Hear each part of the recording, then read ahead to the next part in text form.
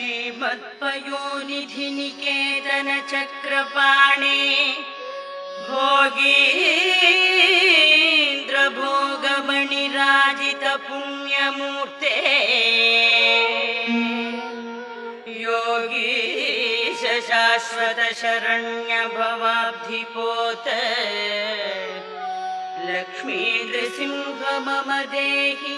करावलम्बम्